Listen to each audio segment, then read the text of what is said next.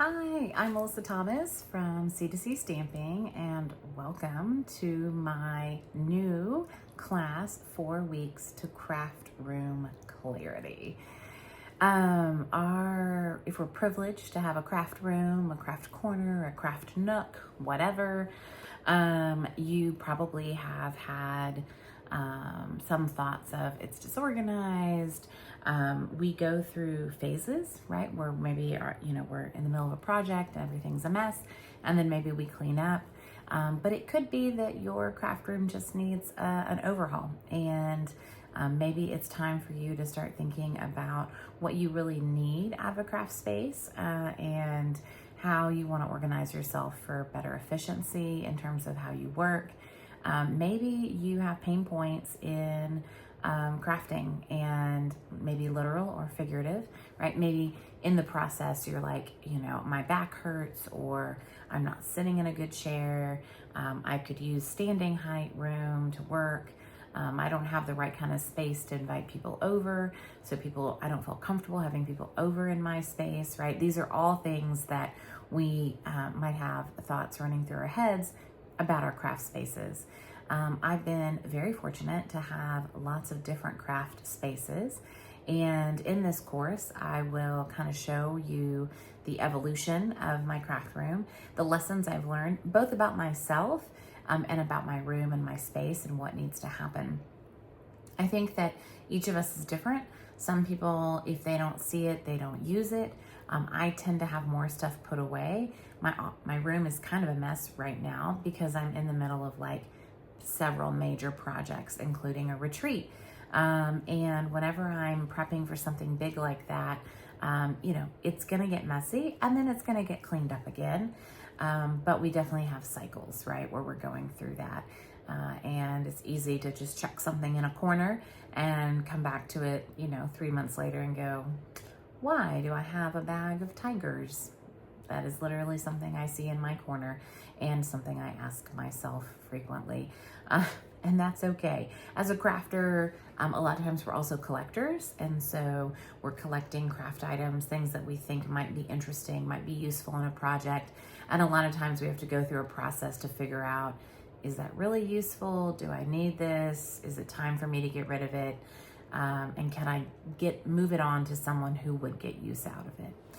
So in this course, we're going to talk about collecting our thoughts, our ideas, and our stuff. We're going to talk about culling and what that means when we cull, right? We take the wheat and the chafe and we decide what's important, what we want to keep, what we want to get rid of. And then we're going to talk a little bit about containing and how we take what's left and we explore different kinds of storage systems and things that might be useful for us. A system is only as good as it is useful to you, right? So it could be that something works for someone else and they swear by it and you try it and you say, no, that's not for me. I don't do well with 12 by 12 filing cabinets for paper. Other people love it and swear by it, right? I also don't have really a space in here to have that. Everybody's space is going to be a little bit different. I don't want to stare at a file cabinet. It's not what I'm interested in.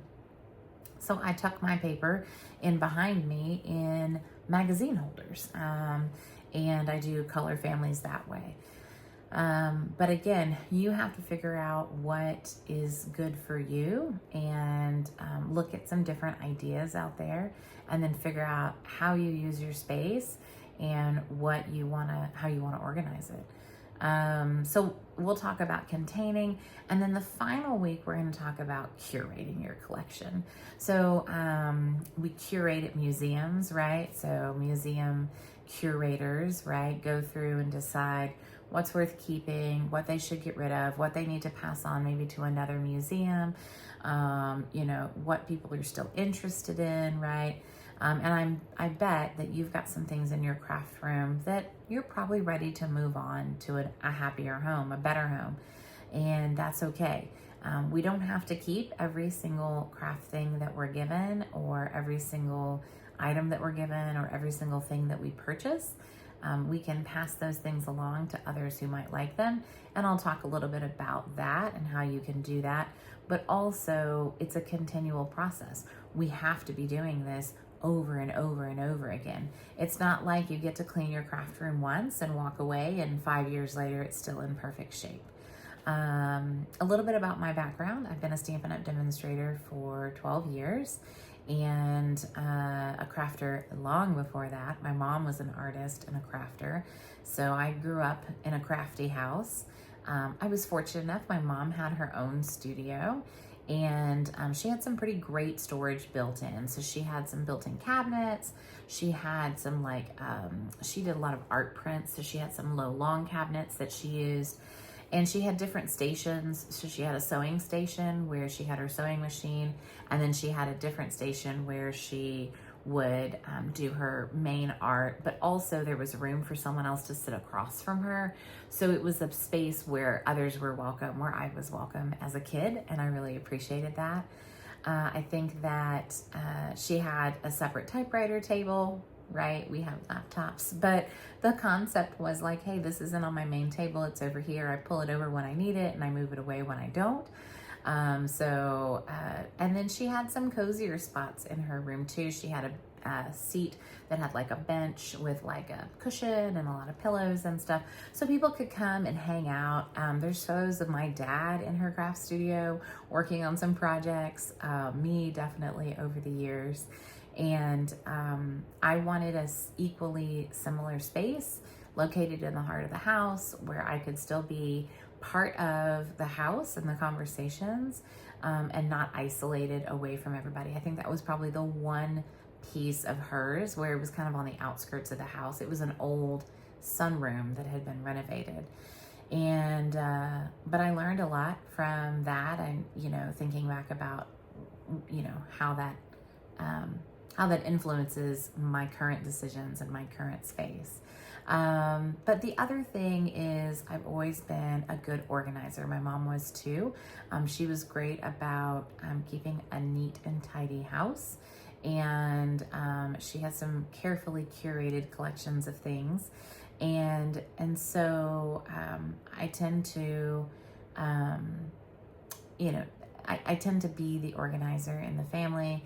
I'm able to, go through stuff and get rid of stuff and move things on to better places if they're not serving me well. Stuff, and a lot of stuff, is really overwhelming, and we know it's not good for our mental health, actually. It's actually better to have kind of a less cluttered place, because it's sometimes hard for our eyes to rest and our bodies to rest when we have so much stuff around us. So my commitment is to have less stuff, but to have things that serve me. And so if that paper, that stamp set is serving me well. A lot of people think that I get rid of everything. As a current Stampin' Up! Demonstrator, I do only demonstrate current product, but I have an entire cabinet of retired stamps. And a customer was over the other day and I showed her that. She goes, "Oh, thank God." And she goes, "I think you have more than me." And I was like, wow, okay. I don't actually think it's that much. But I think that it's helpful to know that, I don't keep everything, but I do keep some things. And I go through what I keep to make sure it still serves me. My daughter was really into mermaids when she was little, and I finally got rid of like all but one mermaid set because I'm like, I don't need this. She's older now, right? And so if I keep one, I'm good, right? I don't have to keep them all. Keep my favorite, right? So just thinking about that and the evolution of your crafting and what you do. I also know that I've dabbled in a lot of different crafts over the years. Right now I'm focused on paper crafting. I do have a couple of buckets where I store kind of what I call Girl Scout crafts, or things that I know I'm going to use with our Girl Scout troop, or things that are other crafts. But they're pretty small, they're pretty minimal. And I do have everything in my room pretty well organized by section. So I have memory keeping in one section. I've got sort of things I take to craft fairs and marketing materials in another. I've got retired product in another. I have current in another. I have kits in a different cabinet. So I try to keep everything really segmented and containerized, right? So to make it a little bit easier on my mind. So I know where everything is and I can find things easily. But you know, when you have those crafts that I did mosaic tile, right? And when I was through with mosaic tile and that project, I had to make a decision about, do I keep the mosaic tile or do I pass it on to someone else? I passed it on because it's not something that's near and dear to me that I know I'm going to do every single day. The same goes with like knitting and yarn stuff. Like I knit, but that doesn't mean I have buckets and buckets of yarn. When I want to knit a project, I'll go buy it, I'll knit, and then if I've got any extra, I get rid of it because I'm not going to keep that around. So those are things to think about too. What's your main 1 or 2 crafts that you work on? Can you have space for a couple of those things and make it useful for you?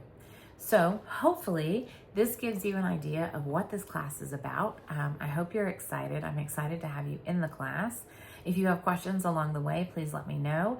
There are discussion boards in a lot of the segments, and so I'm happy to have you discuss and have you start to discuss with one another. In the beginning of the course, I might pop in a little bit more. And I'm also offering one-on-one coaching calls, and I'll make sure that it's easy to see how to get that. But I find that some people just want a consultation and they want to know like, okay, here's my problem. What do I need to do? How do I need to tackle this? So I'm happy to offer that as well. I've helped my mother-in-law reorganize her craft space twice now. And that's okay. The last one was like 5 years ago with my sister-in-law. But I will say that when I was moving frequently, it helped me to keep myself pretty organized and pretty nimble, right? Like it forces you to like go through everything, pull it all out. Now that we've been here almost 5 years, I can feel the fact that I might be collecting a little bit too much. And so it might be time for me to kind of do a big refresh, pull everything out and see what I've got. So thanks so much for enrolling in the course. I hope it's useful for you. And if you have any kind of feedback, please let me know. It's definitely still a work in progress, and I'm happy to provide extra resources and make it better as we go. Thanks so much. See you later. Bye-bye.